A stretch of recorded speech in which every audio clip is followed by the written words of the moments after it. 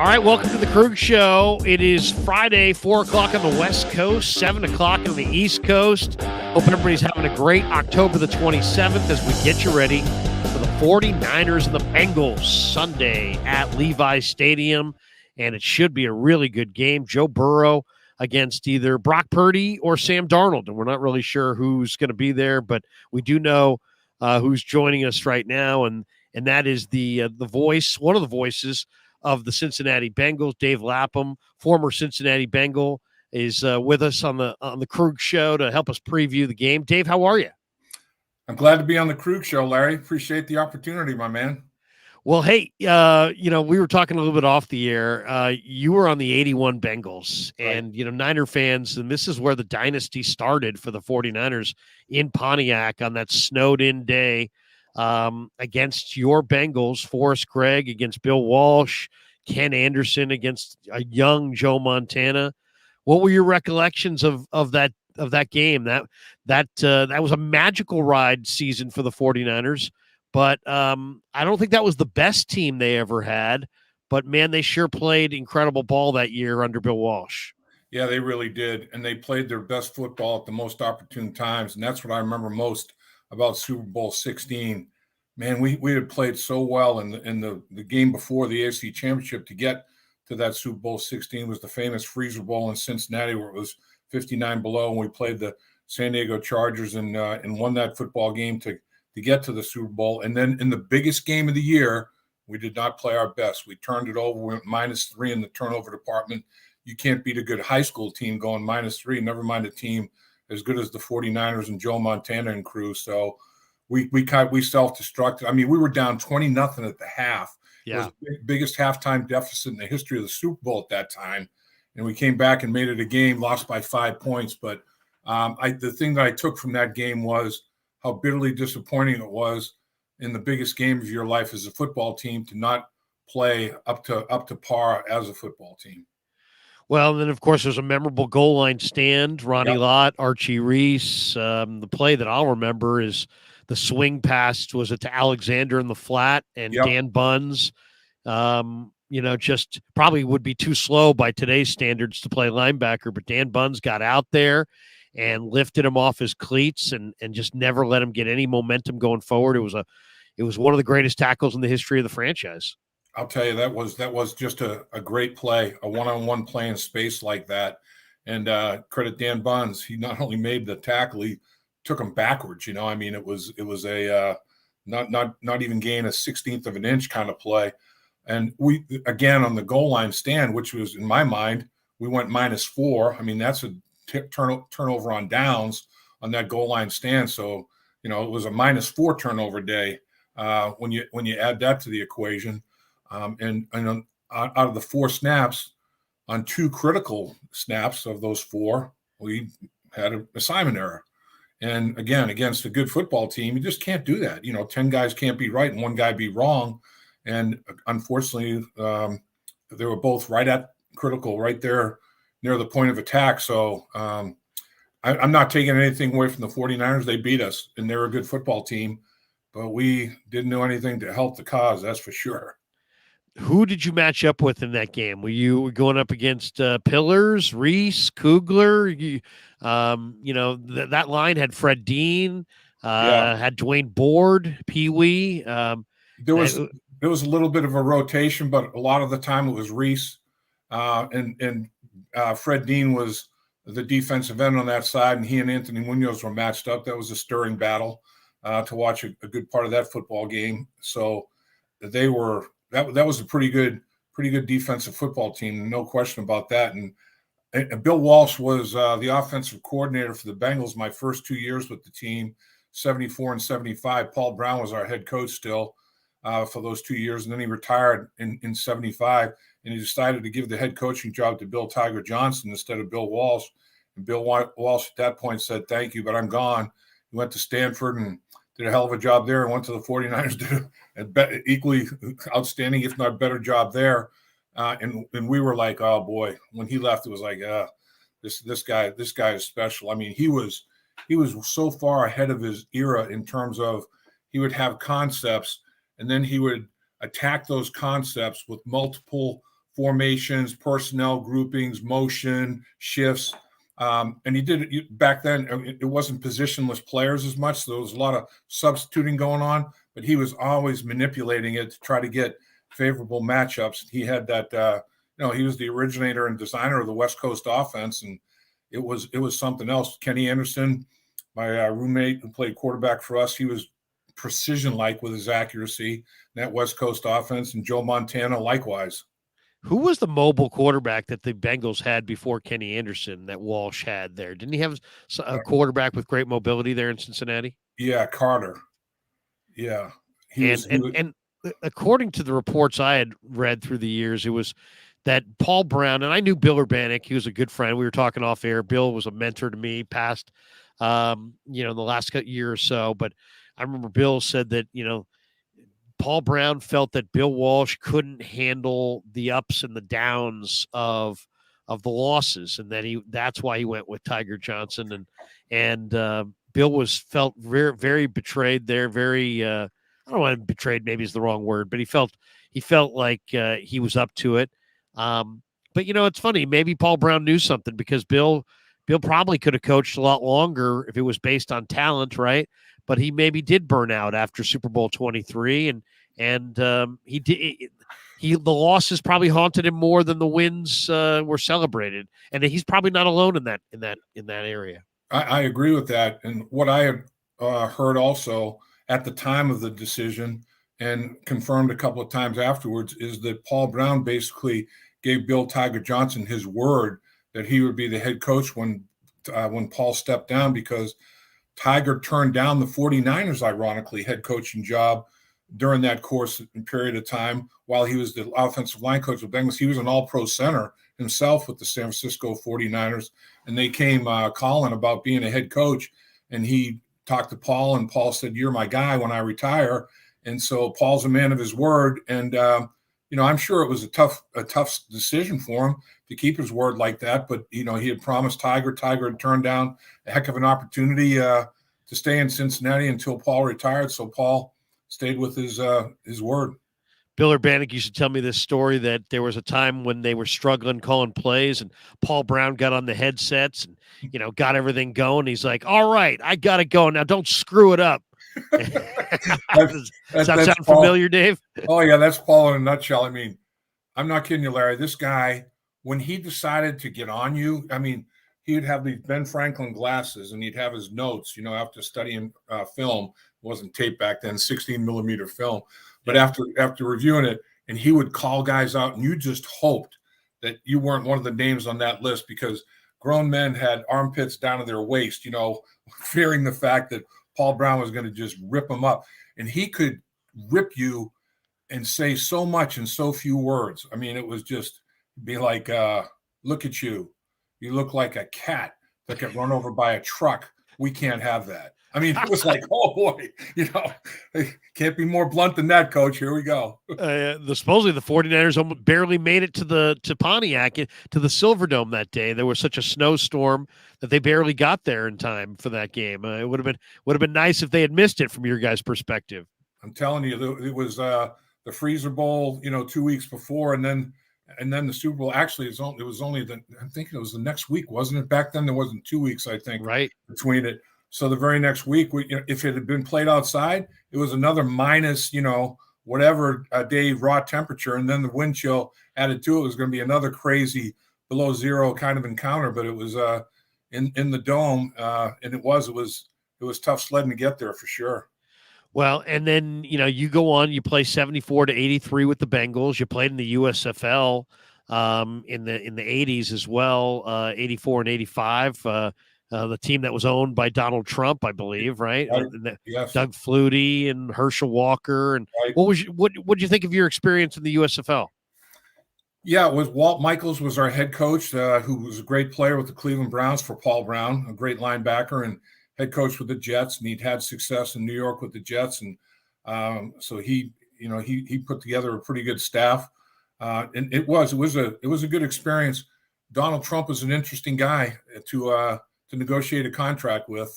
It was incredible. I remember going up to the top floor of the Trump Tower after visiting there and signing a contract. And, right behind Donald Trump is a full portrait of himself, right behind himself at the desk. And he was an interesting guy for sure. And I'll tell you though, Larry, that was the biggest challenge physically of my life, because finished the 83 season with the Bengals and played all 16 games, and every snap. I mean, I don't think I missed a snap that year. I didn't miss many snaps. I was very fortunate in terms of good gene pool from a durability standpoint. And then take 2 weeks off and go to training camp for the USFL in a matter of less than 2 weeks. And I'm down in Orlando, Florida, just all knotted up still after, gnarled up after playing a full NFL season and starting training camp in 2 days under Walt Michaels for the New Jersey Generals. I was like, oh my gosh. I mean, I would come home after practices and just lay on the couch and not move. I mean, that was a physical challenge. And I thought, man, rigor mortis set in. I was taking these. I don't know what I was taking. The trainer was giving me something to try to loosen me up, because it was just incredible how bad my body felt. Because I was, I had 10 years in the NFL already, so I was like 32, 33 years old. So it wasn't a spring chicken going, played 16 games and then 4 preseason, 20 games in the NFL. And then we ended up going into the playoffs, played 20 plus in the USFL. It was over 40 games in less than a calendar year. And I'm like, whoa, man, that one was a tough decision after the fact, for sure. Man, put that on your resume. You're the ultimate Iron Man. I grew up in San Francisco, and I've barely spent any time at all in cold weather. You're a Massachusetts boy, went to college at Syracuse, New York, where there's tons of snow. Right. But I'd be remiss if I didn't ask you about that AFC Championship game against the Chargers. What does it feel like? I think the coldest I've ever felt was, I was in New York. It was 5 degrees. I stepped outside of O'Hare during a layover one time coming back from Army Navy, and it was like minus 20. But this was minus 59 with wind chill. What was it like to play in that? Was that the coldest game you ever played in? And what did that feel like? Yeah, it was. It was the coldest game in NFL history in terms of wind chill. There was raw temperature. I think the game that the Dallas Cowboys, the Ice Bowl, yeah, the game that they played in, it was like 13 below, but their wind chill was like mid 30s. Ours was 59, and I don't know. You get to those numbers, and it's like cold's cold. I do remember I was going against Gary Big Hands Johnson, who was appropriately named. He had big old muckers on him, man. Yeah, he was huge. His whole thing was, to grab and pull. He wanted to try to pull you right out of your shirt, right out of your shoes. So I was like, you know what? I don't think I'm going to wear anything on my sleeves. I don't want to have any extraneous material on my sleeves, So I'm like, guys, let's go sleeveless. I need to go sleeveless against this guy. And they're like, what are you, crazy?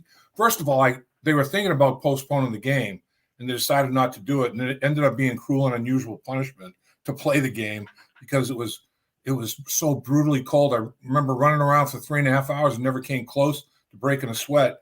And the thing I remember most is at halftime, you go into the locker room and you get warmed up a little bit, and then you know how bad it is when you go back out there for the second half. So it's like, oh man, I don't know. I might just go out there and marry that heated bench and not leave that thing in the second half. But it was a heck of a challenge.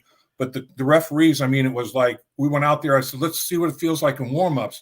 So went out there and didn't have our sleeve, anything on our sleeves. I'm like, I'm doing it. So we all did it. All decided to do it. And the referee said you can put Vaseline on exposed skin, meaning face or whatever.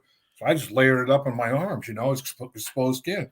And of course, the Chargers were complaining about it because, Big Hands came and swat, and it just slid right off there. I'm like, this is going to work, And the referee's like, you got to take that off. I said, no, you said Vaseline and exposed skin, and that's exposed skin. So they couldn't make us do it. It was kind of an interesting deal. But that. What I also remember is the field. It was AstroTurf. It was. Right. Then they wanted no padding in it for baseball. Hit the ball in the gap and go to the wall. Big Red Machine, right? The heyday of the Big Red Machine back then. Exactly. So that thing was like a brick, footing. It was like concrete. And I remember when you hit, and then like cut block and you hit, and then you go to the ground and get a second hit and a body falls on you. It's like, oh man, you could feel like organs moving internally and getting bruised. It was like, oh my gosh, man, this is brutal. But ended up, I can't imagine what it felt like. I have pretty good friends with Donnie Masick, and he's a center for the Chargers, and I can't imagine what it was like to lose that game, to get on a plane and fly all the way back to California. Man, that would have been awful. Do you remember what Forrest Gregg said to you guys before that game? Because Forrest Gregg was a tough old bird as well, and he just, he was a former Packer, and I mean, you're going against a team from San Diego. Do you remember anything about the pregame speech from Forrest Gregg? Was there one? Yeah, there was, Larry, and it was, men, I played in 35 below. He played in that Green Bay Packer Dallas game. He was a lineman in that game, which was the coldest game in NFL history prior to this freezer ball. So he's banging heads with Bob Lilly that day, probably, right? Yeah. So he played Lilly and Jethro Pugh and all those guys. So he played in the second coldest, and coached in the coldest game. And he said, I'm telling you, I know what it's like. I know what it's going to feel like, and I know you can do it because I did it. And that's kind of how Forrest Gregg handled a lot of it. It was like, he was his practices were extremely physical. Training camp was brutal. But, I remember telling guys, look, Vince Lombardi, you think Forrest Gregg is asking us to do something he didn't do? Vince Lombardi, there's no way that guy didn't just whip on Forrest Gregg and those Packers worse than he's whipping on us. So in my mind, he had instantaneous credibility because of the Lombardi factor. And then he had credibility where he was telling us to go out and handle the freeze ball because he played in one. So it's like it was an interesting dynamic with Forrest Gregg, that's for sure, that year. Well, it will not be nearly as cold Sunday at Levi Stadium. We're got Dave Lapham with us as we talk Niners Bengals, and Dave's been doing the broadcasting work for 38 years, and of course you can catch this game there on the triple cast, WLW, WEBN FM, ESPN 1530 AM out of Cincinnati, WLW, the big blowtorch 50,000 watt station. And did you know when you played that you were going to have this second career, and how much have you enjoyed it? Interesting, Larry. I thought when I was done playing, I thought, well, do I want to coach? And I did. I wanted to try coaching, but my wife wanted no part of it. She did not want to be hours. Yeah. She's like, I don't want to be hopscotching all over the country. And, the hours that these coaches work, we both have a lot of respect for coaches' wives. There's no question about that. But she was not keen on the coaching idea. So the next best thing in my mind was to go into the broadcast side of it. And I went to Syracuse University, the Newhouse School of Communications, and took TV, radio courses, magazine writing, newspaper writing. In fact, the star of my class was Bob Costas. Wow. So we graduated together from the Newhouse School. And so I ended up, deciding on that kind of a path. And then also get into, that was not a year-round full-time thing. Although I did end up doing college football for Fox for quite a few years, television, and doing the Bengals games as well. So that was kind of busy weekends in the fall, but did other things from a business standpoint, as well as doing the broadcast work and the radio and TV work. But now that's all I do is the radio now at this age. I'm 71 years old and definitely on the back nine. Well, we're glad that you could join us today and talk a little bit about this matchup. What do you think of the Bengals this year? I mean, got off to the slow start. They're now 3-3. Joe Burrow is a great young quarterback. Jamar Chase might be the best young receiver in the game.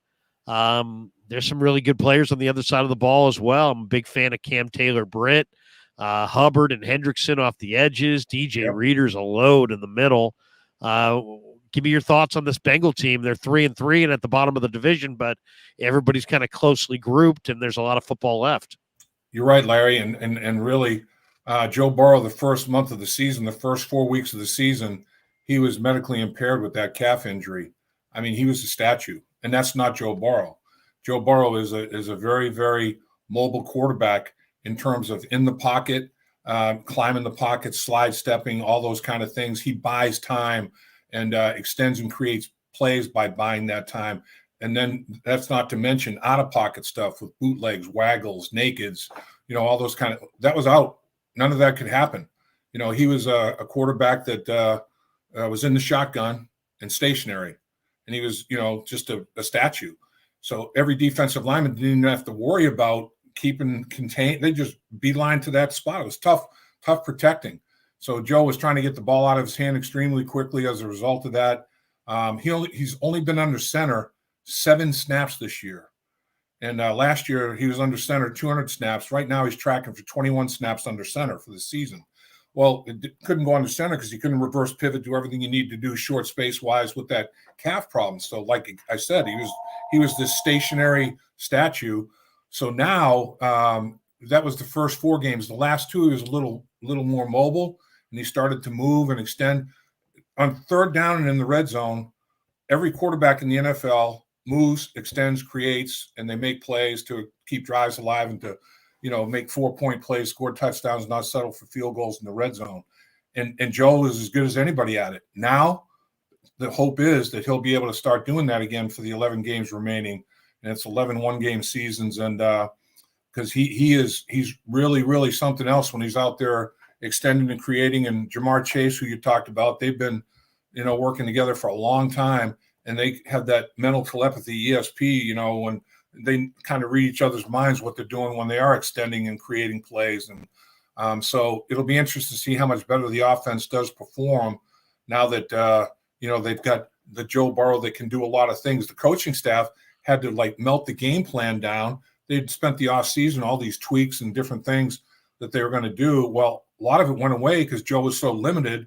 So now maybe after the bye, some of it will be reindoctrinated. And they may do some things against the 49ers and others that they haven't shown in the first 6 weeks of the season because, honestly, the first 6 weeks of the season was very elementary. There wasn't much sexiness to their game plans, that's for sure. Well, let's talk about the O-line. You probably see it clear as a former O-lineman. I really like some of the players on this line and even some of the backups. I mean, Zeus Brown comes in. He's the left tackle. Jonah Williams was a left tackle. He's now on the right side. This team cut Lael Collins, which was a surprise to me, but I really kind of like Deontay Smith, the East Carolina kid who's a backup. Mm-hmm. How's this line played? Because, you look at those numbers and the numbers aren't good. I mean, the Bengals are 28th in the league in points per game. How much of that was the injury to Burrow? They're 32nd in total offense. They're 31st in rushing offense. Is the line opening holes for the backs? And how would you describe this Bengal O-line? I think they've been challenged because, like we talked about, Joe is stationary in terms of in the pocket. And then they knew he had to get the ball out of his hand quickly because of the pass rush. If you have a decent pass rush, and they played against teams, like Cleveland, like Baltimore, like the Rams with Aaron Donald, that can rush the passer. So what teams were doing is they're on first down of the game, they're playing like it's a low red zone. They got everybody within 5 yards of the line of scrimmage, 1 safety deep, because they know the Bengals aren't going to have time to throw the ball deep. And so then it's tougher to run the football too. The box is loaded, everything's crowded. So I think with Joe Burrow's health being much better and being able to threaten all quadrants of the football field, I think that maybe it might be a little bit easier to run the football. And honestly, what they have to do is finish blocks better, no matter what the schematic is that's being called or whatever the situation is. Still finish blocks, and if they finish blocks better, and if the backs make the first guy miss a little bit more than they have, the running game should improve. But I think it's going to loosen up a little bit with a healthier Joe Burrow for them to be able to run the football a little bit better. Dave, you played the game, so I'm so glad that we have you here because there's a major rest advantage in this game. 49ers are off a short week, played Monday night in Minneapolis, got on the bird, flew back, have had very little time to prepare. They're limping somewhat into their bye week, having lost a couple in a row. The Bengals, on the other hand, are coming off their bye week, have had 13 days to prepare for this game. How much, as a guy who's played the game and has gone through the process of pro football, how much of an advantage is it to have that level of preparation advantage on your opponent? Yeah, I think I was my era. There wasn't any bye week. I would have loved to have been part of that.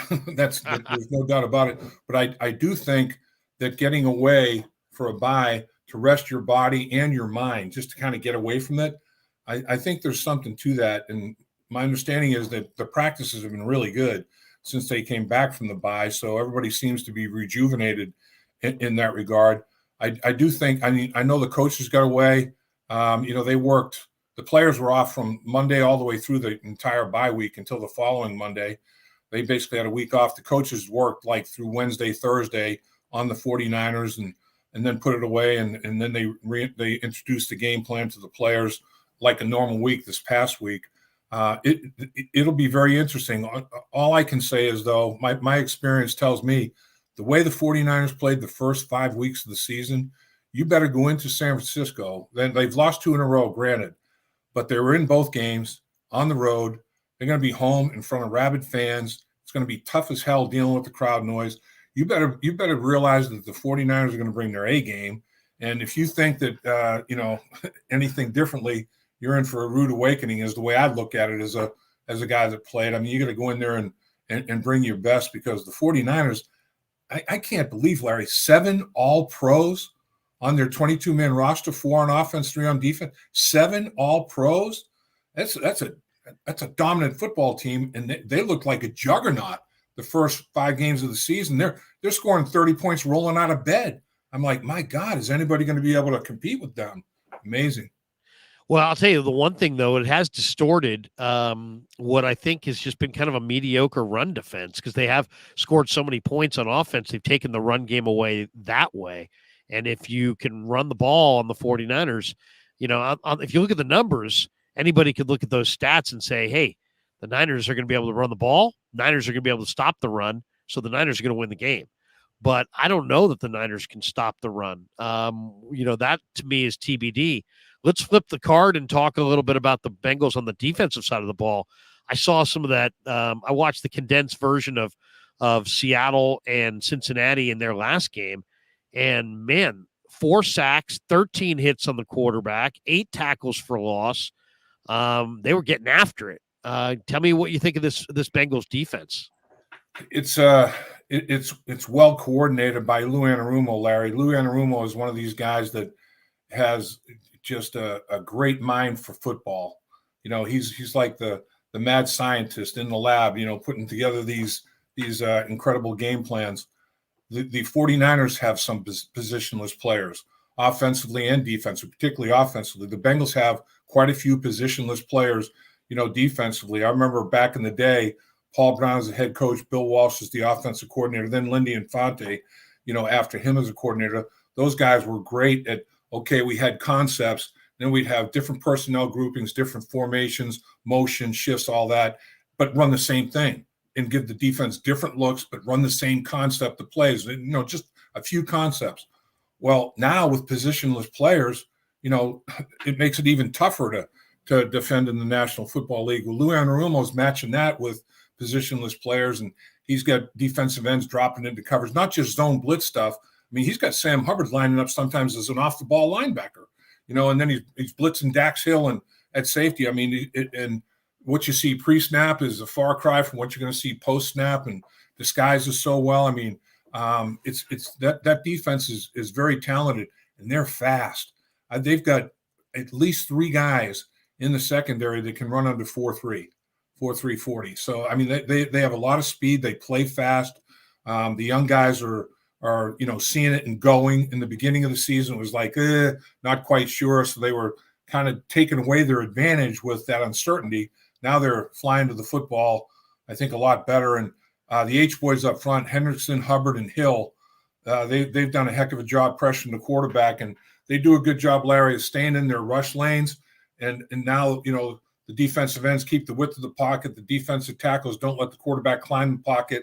And eventually, somebody makes a play on the quarterback. So their red zone defense against Seattle was extraordinary. Nothing short of that. I mean, they had an interception in the red zone, in the low red zone. They stopped Seattle twice on downs. So 5 possessions in the red zone, 4 of them in the second half, field goal on 1, and no points on 3 red zone possessions by the Seattle Seahawks, and that won the football game. Wow. David, I'm going to show you I'm going to share the screen here. This is the 49ers offensive line coach. I was down in Santa Clara yesterday, and I asked him about the Bengals defensive front because it's Chris Forster. Yes. Listen to what he had to say. How about Cincy's line? I mean, readers will load, and the ends are both real active.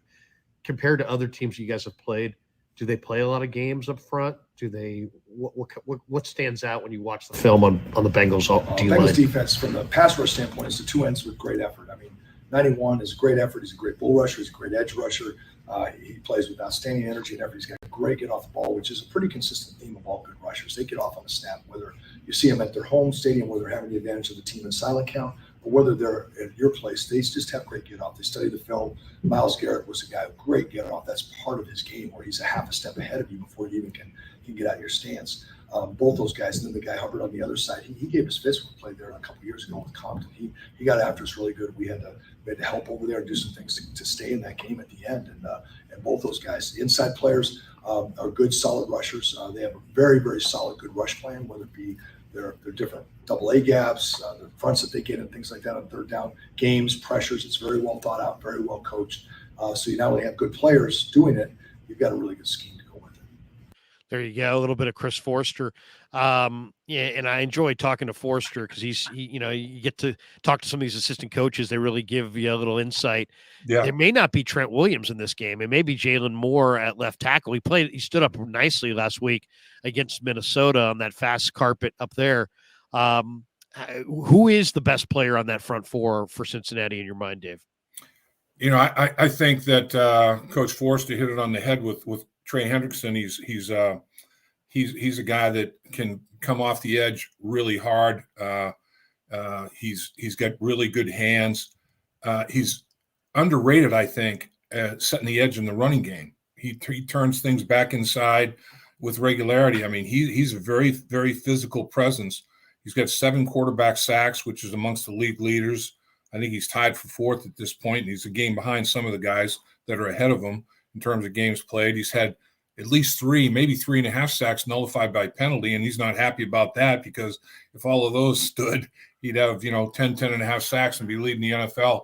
He is an effort, energy guy like Coach talks about, and Sam Hubbard the same way. Energizer bunny. I mean, this guy played locally in Cincinnati at Moeller High School, was a safety, goes to Ohio State. They start beefing him up. He's a linebacker. They beef him up more. He's a defensive end. Now he's in the NFL with that type of athleticism. I mean, he was a sophomore in high school playing safety at Moeller High School. So he's got, a skill set and athleticism to him. And I think DJ Reader is an underrated guy in the league, man. He's a thumper inside in terms of you're not going to knock him off the ball. You're not going to he'll knock you back before you knock him back. He's that kind of guy, and he pushes the pocket and stays in a good rush lane as a pass rusher. Is Miles Murphy part of their, the rookie from Clemson? I mean, what a talent, that size, that speed, but this is a tough line to break into. I agree. I think, he's they're not dissatisfied with him. They like his athleticism. They like the way he's developing, and he is in rotation. But the rotation is not, a 50-50 rotation. He's got to earn more of more snaps in that rotation. And really the guys ahead of him are just playing at a pretty high level. But they're not the least bit disappointed in him. And you're right. I mean, he's a 270-pound guy that was running like high 4.6s. It was crazy.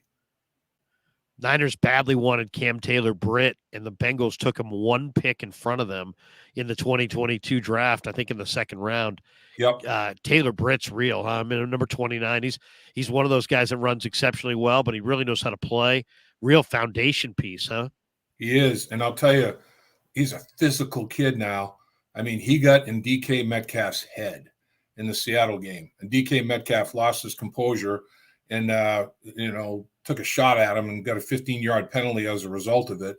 And in that, the 2 interceptions for Cam Taylor-Britt this season. He's one of 3 Bengals that have 2 interceptions, and 49ers only team that has 4 different guys with 2 interceptions. But Cam Taylor-Britt has a pick 6, 11 yards out for a touchdown. his other interception, he picks it off against Seattle, gets up, returns it 24 yards. Offense goes 3 and out, 3 straight incompletions, but McPherson hits a 52-yard field goal because he got up and, gave him 2.5 first downs the offense didn't have to worry about. So Cam Taylor-Britt has had an impact, on multiple football games already this year. And for the first 2 years of his career, he loves football. He's a big energy guy. I mean, he brings the juice. There's no question. Dave, how many concussions did you have in your career, diagnosed versus actual in your mind? That's a good question. I was just talking about that today with guys. Guys were asking. And it's like, I can remember so many times, we used to call it, you got rung, you get your bell rung, Right. And it's like, there's a long distance call and nobody's answering the phone, you're ringing away, it's like, you get that ring going. And I remember playing through those a lot, and it's like, wait, there was no protocol? You weren't in the protocol? Yeah, you weren't in the protocol? Yeah, the coach would, the trainer would come over and, how many fingers do I have up? And if you said 3 instead of 2, he'd stick the other one up there. It's like, and he'd ask you your name, and if you could say at least your first name or at least your last name, you passed, man. You were back in the game, and you go running back in there, and you'd be serpentine into the huddle. You couldn't even run in a straight line. I mean, it was crazy. And I thought about that, and now with all the studies they've done and everything, I'm wondering when it's going to happen where it's like, oh boy. All these hits, man, it took its toll. Brock Purdy has not yet been cleared through the concussion protocol. There's a realistic chance that he could go. He went into the protocol early Tuesday, felt symptoms on the plane ride back from Minneapolis. He's passed 4 of the league's 5 steps in the concussion protocol, so he was allowed to participate in a practice on a limited basis yesterday and was a full go today. He's listed as questionable. The final step of the concussion protocol requires him to be cleared for full contact by the Niners team physician and then be examined by an independent neurological consultant. And if that consultant agrees with the physician that he's okay, then he can play against the Bengals. He suffered the injury, it looked like on a quarterback sneak on Monday night. Give me your perspective on Brock Purdy and what you're seeing from afar. I mean, this kid's a great story, Mr. Irrelevant, and he's taken the league by storm. He's 10-2. He can process what he sees. What do you see? Yeah, I think you hit it right there, Larry. Can process what he sees and does it quickly. I mean, he's one of those guys that he's a quick read, and the ball is out. And I'm very impressed with him. And he'd be the first guy to come back from concussion protocol in a short week.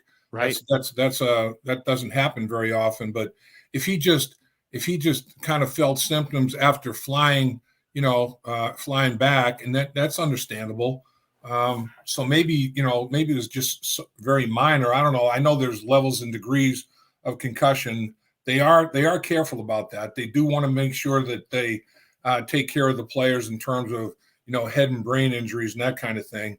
So I don't know if it's a slam dunk that he's going to pass, but it kind of seems like it's trending that way. And I would be kind of surprised if he doesn't play. And I'm very impressed with him. I mean, I think he puts the ball in very good places. He has had some inaccuracy issues compared to his other games. The last couple of games that they've lost, he hasn't been quite as accurate with the football. But boy, he puts it in tight spots on time. And as a former lineman, you love a guy like that. And he hasn't lost at home, right? Isn't he 8-0 at home? I believe so. Yeah. In the games. So, that's something that they can hang their hat on a little bit as well. And what a great story, though, to be the last pick in the draft.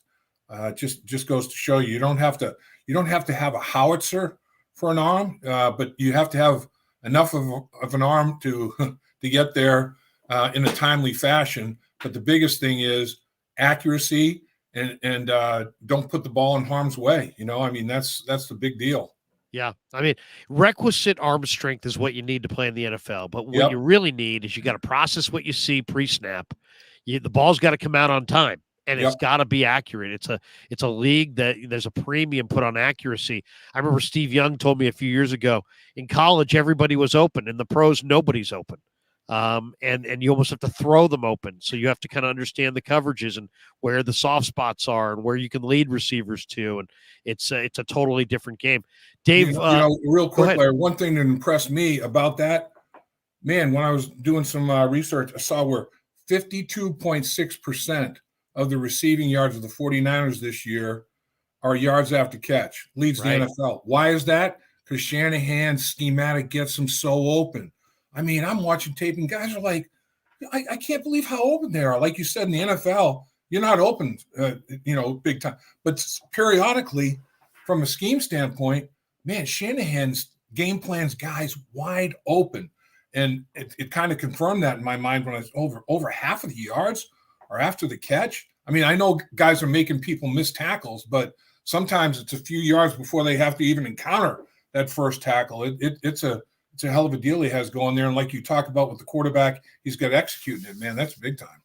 Two last ones. I think you probably played with Ike Curtis, right? And yes. and you played with Collinsworth, and you're yes. now watching Chase. Higgins is not a whole lot worse. Where does Chase sit in the greatest Bengal receivers of all time? Is he on the top of the heap? When you put Curtis above him, where's Collinsworth on that list? There's probably a few guys I'm missing out on.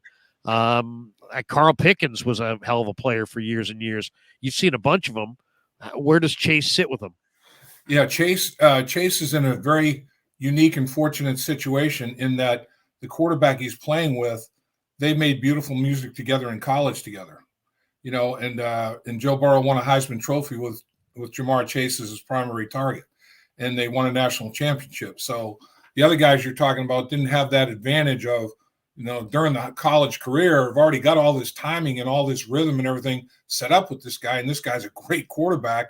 And all the guys you talk about as Bengal receivers, Isaac Curtis had Kenny Anderson, Chris Collinsworth had Kenny Anderson and Boomer Esiason. So you have to have somebody to get him the football, and Joe Burrow is getting Jamar Chase the football, big time. The thing that separates Jamar Chase from the other guys, Isaac Curtis was an Olympic sprinter, literally. Made the Olympic team he's a sprinter hurdler. Chris Collinsworth was a Florida high school state champion in the 100-yard dash, 100-meter dash back then. I mean, and he's long and lanky, can run. Jamar Chase is like 6 feet tall, 210, 215 pounds, stacked, weight room stacked. He's like a running back. I mean, he's put together. He's got a different body type than those guys. He can run like those guys, but man, he is put together so differently in terms of seeing those guys in the locker room. It's like, boy, they don't come, they come in all shapes and sizes. There's no question about that. There's no uniform deal other than the fact that you got to have a good quarterback to get you the rock. Last one, trade deadline's coming up after this game. There's been a lot of talk about T. Higgins moving. Are the Bengals going to add? Are they going to subtract? Could you see them move off of T. Higgins? And if not, do you think they will try to add to this thing? Because I kind of thought of them as on the select group of Super Bowl contenders in that AFC coming into the year. They got off to the slow start, and now nobody's really talking about them, but they still got a pretty stacked team on both sides of the ball. It wouldn't surprise me if they went on a late run. Will they be active at the trade deadline? That's a good question, Larry. Historically, they haven't been. And you know how it is. Everybody does their due diligence. The Bengals, one thing on the bye week, Duke Tobin and his player personnel, staff, they were, I'm sure, doing their due diligence on the rumors, who is available, what might it take. If we do get a phone call, we don't want to be unprepared to at least talk with what these teams are reaching out about. I don't anticipate the Bengals making a whole lot of calls, but you always pick up the phone and listen. But the odds and percentages of trade, the amount of phone calls that are taking place now and up until Tuesday, and the amount of deals, the percentage of deals that are going to come as a result of all that probing and reaching out and all that is minor, very small. Although there were 10 trades made on the final day last year, on the final trade deadline day, I don't anticipate that necessarily happening this year because, Larry, you got salary cap issues to work out. You got compensation. we'll give you a third. No, that's too rich. And I mean, it's like so many things have to fall into place to get these deals done. I'd be interested to hear how many deals are done with respect to how many things are talked about with 32 teams around the NFL. Yeah, it's a hell of a point. Dave, safe travels out here. I'll be at the game Sunday. If I see you in the press box, I'll come over and shake hands and say hello. I've really thoroughly enjoyed this conversation and wish you nothing but success in your broadcast career going forward. And thanks for stopping by on the Krueg Show and giving us some insight on the Bengals, talking old school ball and previewing this matchup. The audience really enjoyed it thoroughly, and I did as well. And thanks again. Sure, Larry. I mean, it was great. Really appreciate the opportunity. Your football. Love talking football with guys like you, and I appreciate the opportunity to visit. It was a blast. Thanks, Dave. Have a great Friday. It's time to watch a little World Series. There we go. Let's get it done, Larry. Thanks, Dave. Dave Lapham, the voice of the color analyst for the Cincinnati Bengals. Niners and Bengals go Sunday at Levi's, and it should be a phenomenal matchup. Bengals have won 3 out of 4. Niners have dropped 2 straight. They got 1 game before the bye week. They want to get a win, but the Bengals are going to be tough. Going to be a very tough matchup. One super chat to read here. Matthew Rowley says, will be nice to lose to a good team for a change. Matthew's already getting into that fatalistic mode. That's never a good thing.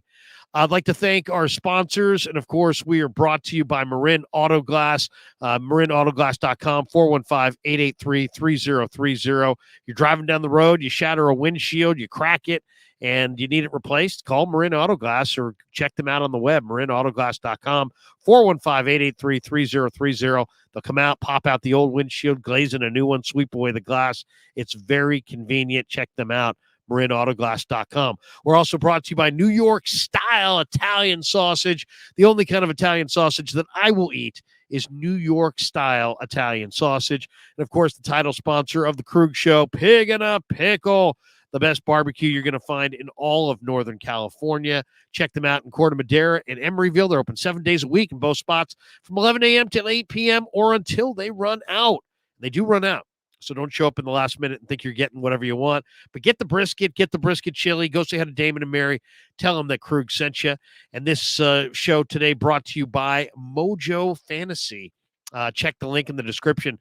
Make sure you use that promo code Krueg, K-R-U-E-G, and get up to $100 matched on your first deposit and automatically enter for a chance to win a Brock Purdy or a Nick Bosa jersey in your size. We'll give that away in the post-game show after Niners Seahawks on Thanksgiving night. Man, I really enjoyed Dave Lapham. I hope you guys did as well. There's something about talking old school ball. These guys, the evolution of the NFL. The NFL has evolved from kind of a mom and pop shop to a massive corporate entity that it is today. And there's just so many great stories. And I just love chopping it up with these guys. And when I saw that he was on that 81 team, I'm like, wow, we can talk a little 81 Niners and Bengals and talk about that incredible Chargers, Bengals 81 NFC Championship game. G. Martinez right here on the bottom says, Dave is an OG. Yeah, fantastic. Absolutely fantastic. Really enjoyed that conversation. Thanks to all of you guys for supporting the Krueg Show. I am going to go watch a little World Series with my 14-year-old. Tomorrow morning, we're supposed to visit with the coach at 9 a.m. I'm not going to get confirmation on that until later on tonight because the coach may have some things going on. If we can't do it, we'll do it next week. But coach is expected to be by tomorrow at 9 a.m. for a live stream tomorrow. Tomorrow afternoon, the great David Lombardi will be in the house. We'll chop it up with Dave and talk a little bit more Niner football in advance of Niners and Bengals. And then Sunday morning, catch me on 95.7 The Game 2 hours before kickoff with the great Lorenzo Neal at the Santa Clara Hilton across the parking lot there from Levi's Stadium. Stop by, say hello. There's a great outdoor party there that's free. And stop by, say hello to me and Lo, and listen to 95.7 The Game leading into 49ers and Bengals. And then after the game, of course, 95.7 The Game will have their own post-game show. But I will be, after going into the locker room and talking to the players, I'll have my own post-game show right here on the Krueg Show on YouTube. My son Kevin would be alongside John Dickinson, Dan, Rye, Baller. Should be a lot of fun. Hopefully, we'll be talking about a 49er victory over the Bengals leading into the bye week. Great stuff. Great stuff. And looking forward to a big weekend talking football. Also, Warriors-Kings go tonight. I'm looking forward to watching that. I'll do a little instant reaction video. I'm not going to go live tonight. I'm going to take tonight off because we've been grinding all week, and I got to get up early. But we will do a video, instant reaction video. So check out the Krueg Show on YouTube for that instant reaction video. We're closing in on 27,000 subscribers on YouTube. So thanks to everybody for supporting the Krueg Show. We appreciate every single one of you guys. And have a great Friday night. Yeah, never met a man I've been scared